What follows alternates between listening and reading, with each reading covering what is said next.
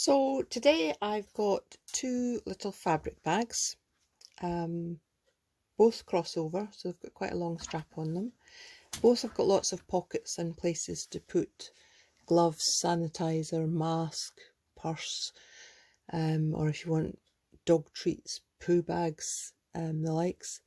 The nice thing about these bags is they've got lots of pockets to hold things, and also the main reason I wanted to do these was so you could actually take it off and put it in the washing machine. So if you've been out shopping and you just want to make sure everything has been washed, then this bag is very easily washed in the machine. It has no stiffeners other than to make the letterbox. There's no stiffener at all. It's just a nice soft easy to use bag. So this one has got on the front edge a little mesh pocket with a bound top.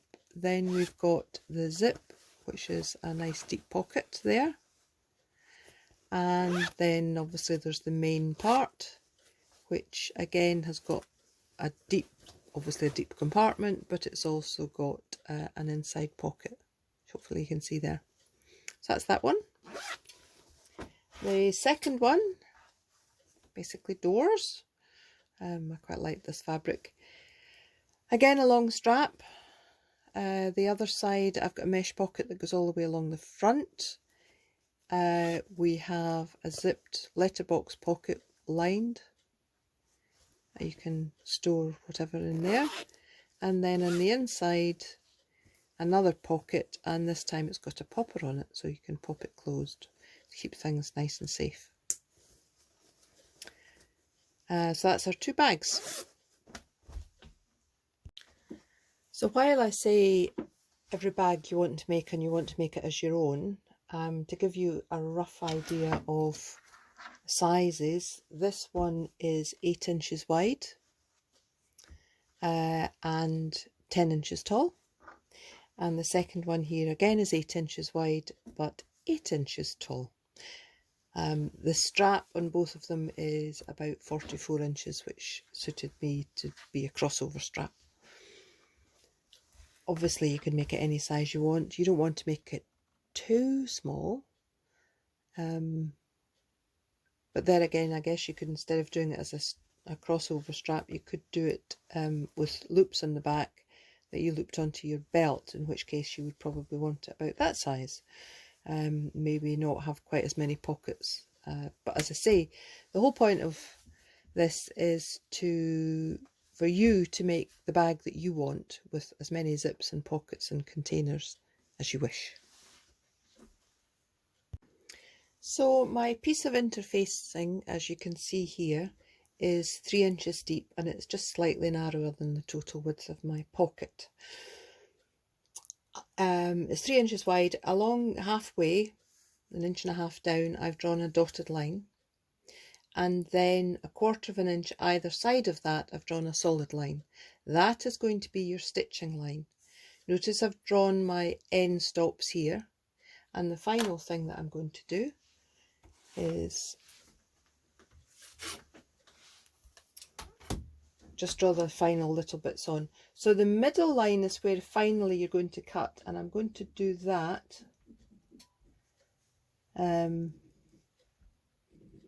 as a mark of where I'm going to cut. So when I cut, I'm going to cut down the middle, and then I'm going to cut into these corners. So we'll take that piece of fabric. It's going to go right side to right side.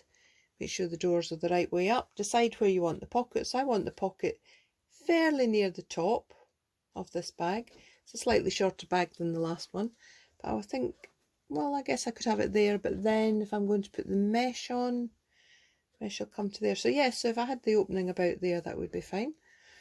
So my opening, which is the dotted line, is going to go, let's just press that down, is going to go there.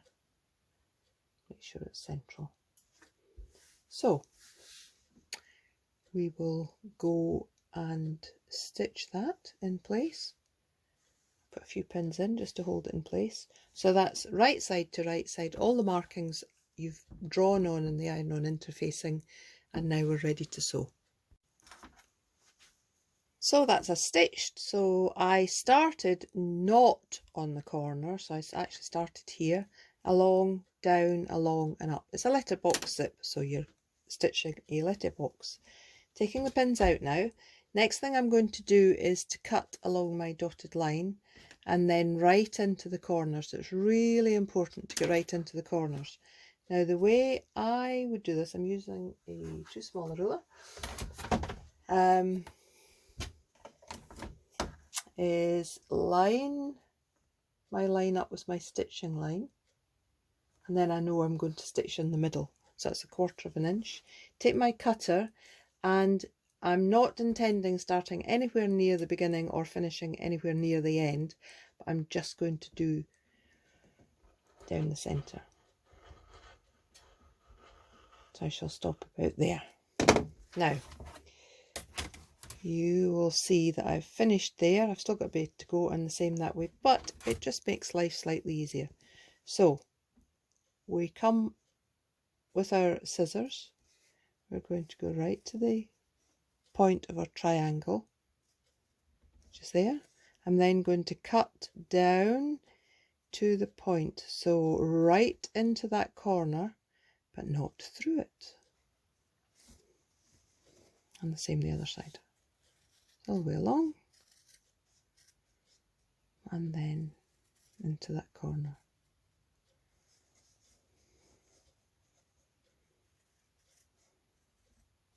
Make sure that when you do this and make all the marks that you don't do it with your iron on pen. You know, the pen that comes off with heat. So the next thing we're going to do, it's a letterbox pocket. We're going to take our lining and we're going to post it through the back. Top and bottom. And it comes through. And it looks a little bit of a mess, don't worry.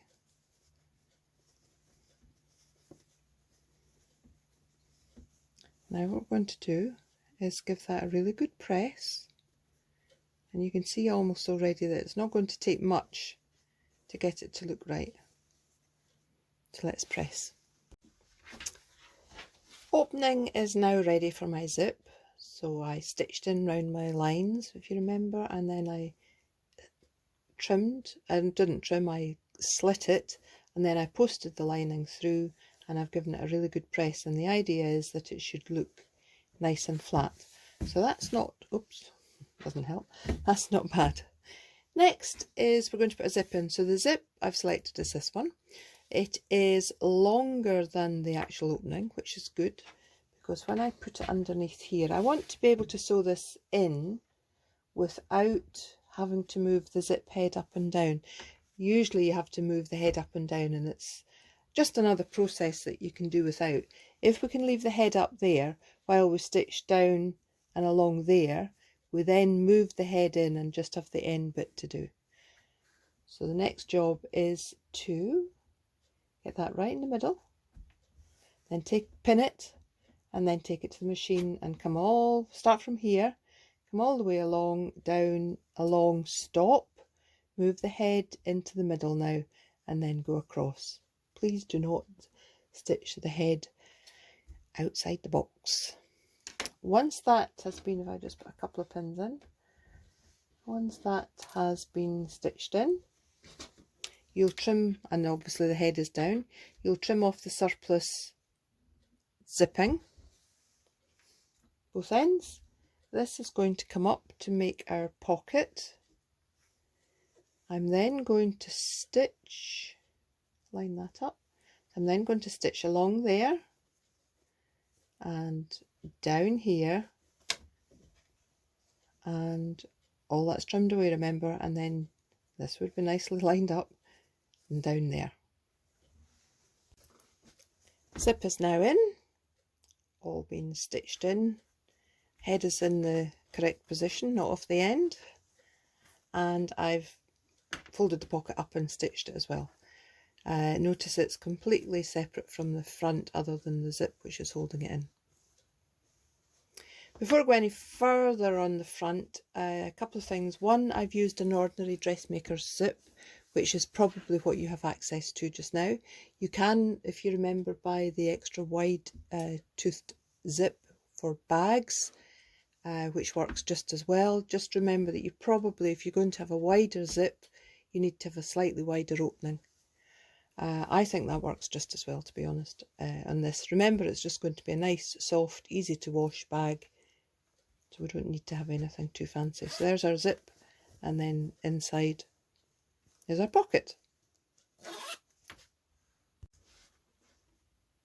On this bag, the variation I'm going to make between this one and the one here, so this, as you can now see, this bag being broken down, it's got the zip exactly the same as that, and this one's got the mesh pocket, just a half size mesh pocket. On this particular bag, I'm going to put the mesh pocket all the way across. So you can see I've already stitched on my binding. So the binding on this is on the straight. I have pressed the mesh up into the binding, and then I'm going to fold it down once and twice, and I'm going to stitch that. Once that has been stitched all the way across, I will lay it on top of the bag like so. Let's just put a clip in there just to give you an idea what it's actually going to look like.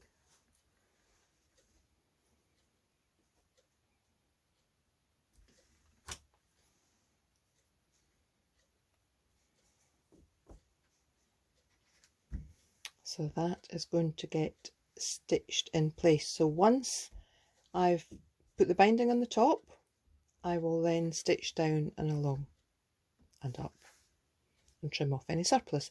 When you're doing this, this is just a temporary tacking, so make sure you do maybe 1/4 of an inch seam, as opposed to when you do your actual stitching of the sides, it will be your 1/2 inch seam.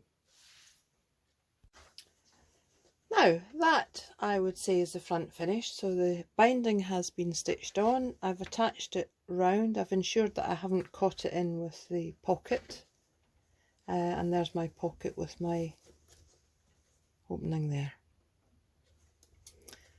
So we can put the front or the back, whatever side you want to call that, to one side. The next thing we're going to do is make the pocket for the lining. Now, if you wanted to do something else on the other side of your bag, another pocket, another zip, then off you go. That's this is when you would do it now. But next, I'm not going to do anything else in the front of this bag, but I am going to put a pocket on my lining. So here are my 2 lining pieces. This is the bit I've cut as my pocket. I'm going to stitch together, leaving a gap, turn it all out, and then I'm going to patch it on top here. So, patch pocket stitched, I went all the way around, leaving an opening. The opening, you notice, is not on a corner, I've left it on a straight. And if you happen to have a selvage edge as part of your pocket, then leave that a little bit of there open. It's just slightly easier. Okay, the other thing I've done here, you possibly can't see, is I've actually top stitched along the top edge. Next job is to line it up on the lining, and I would just, because this is almost a square but not quite, make sure that you've got the lining the right way up, so that's the top. And what I'm going to do is, you notice I've folded my lining in half and creased it. I've also given my pocket a crease. The other thing I'm going to do is line this straight on the board and come down maybe 2 inches from the top, so the pocket will be 1.5 inches from the top when it's stitched in because of your seam allowance. So I've just laid my ruler on there. I'm now going to line that up so that my centre line, centre fold, is there. Now remember, I haven't closed my opening yet. The opening is in here, but when I top stitch this on, I clearly will stitch it again. So that's the way that you get it nice and straight.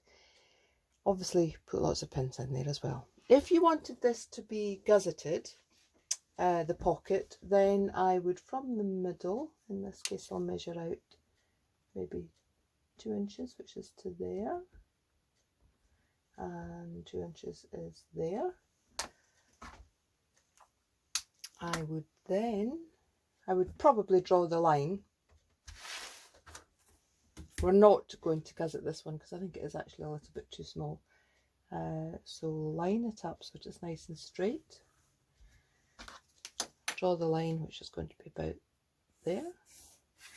This is the heat pen, the pen that comes away with heat. You see how now I'm lining that up on the edge of my line. So this is for a gusseted pocket, if that's what you were going to do. Take that to the machine. So you've still got the pins in down the central line. So you will take that to the machine and you will stitch very close to the edge there. And then we fold that back. This is going to be a very small gusseted pocket. So the fold comes on the edge there. So you would fold that and crease it, and then once you've done exactly the same on the other side, draw the line and pin it. Then you will stitch across the bottom, and that will give you a gusseted pocket. But in this case, I think it's just a little bit too small for that. So, as I say, put the ruler on to make sure you get the top level. So I'm coming 2 inches down. That looks fine. I've got my centre creases together. Now I'm going to pin.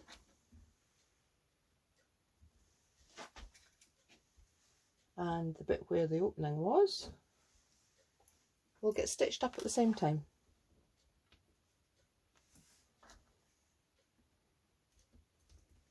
So this is going to be pocket and a lining. If you wanted to put a popper on, I would stitch it on, and in this case I'd probably just put the popper on next. Let's stitch this on first.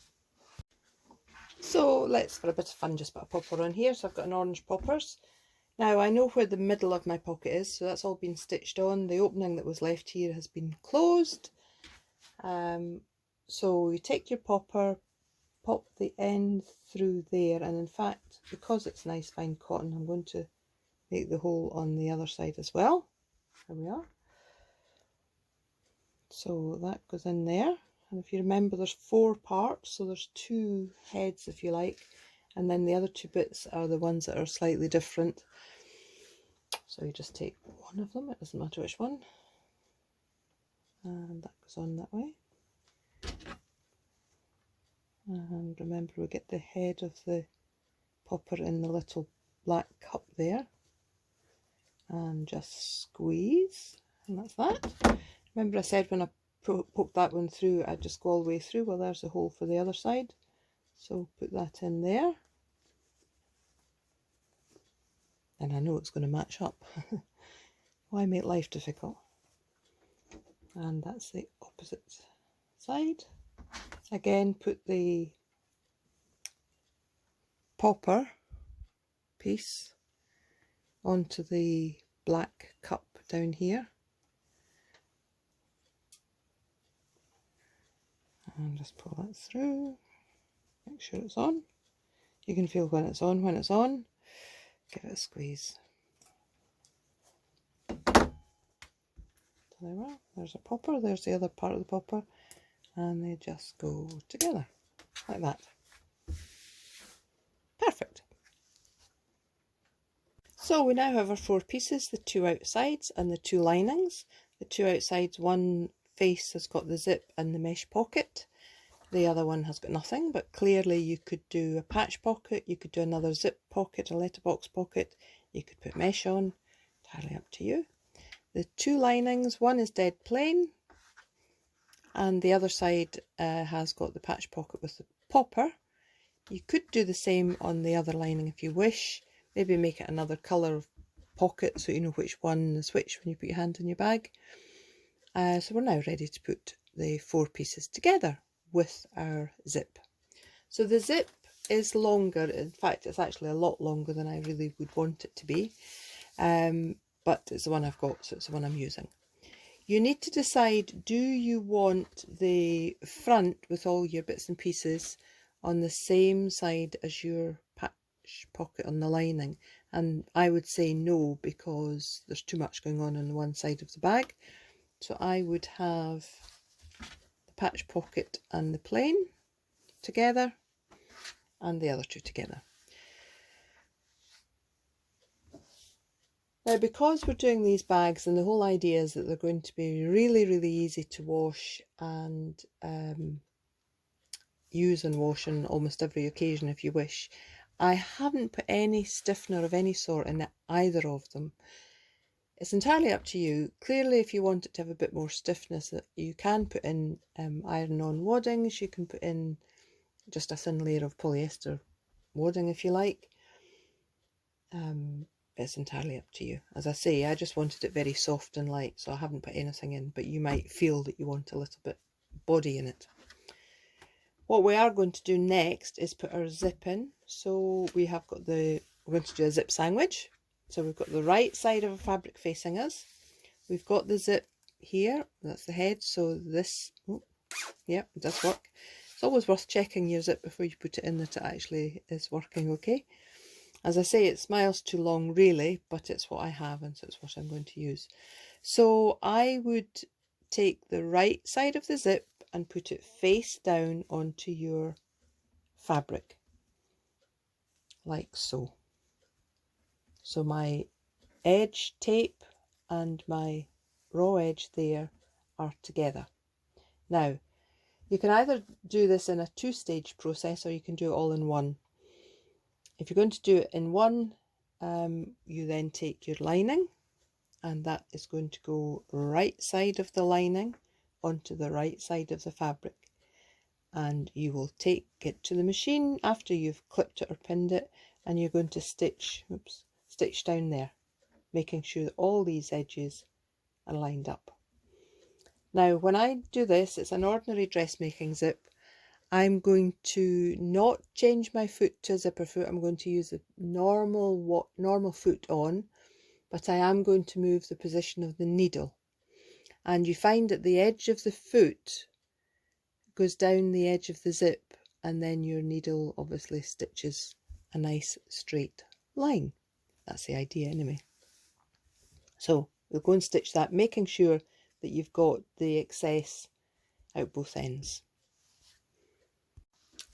Side one stitched. I should have said too, it's always good policy when you've got it at the pinning stage is that you just turn it out and make sure that the zip is on the right side of your bag. So once you've got one side in, you can give that a press. Just be careful you've got that popper there. You'll get a slight surprise if you put the iron over it. So next side, we are going to take our other side of the bag and we're going to put the zip right side down. Make sure that the edges here all line up.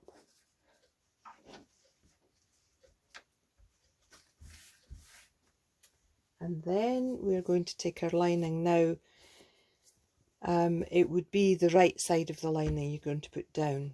This is obviously hard to tell, so that's going to go on there like that. And I'm going to take that to the machine, and I'll pin it before I go to the machine, but I'll take it and I'll stitch it. So for the zip sandwich on the other side, you can see I've got my other face fabric out. I've got the right side of my zip down, and then I've got my lining on top. Make sure everything is lined up. You want to do it in two steps. So your zip first along there.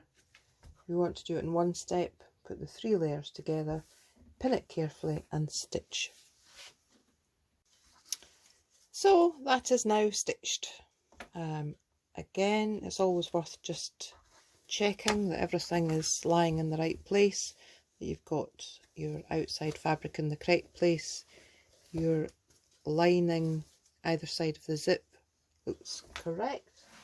Trim away any loose threads.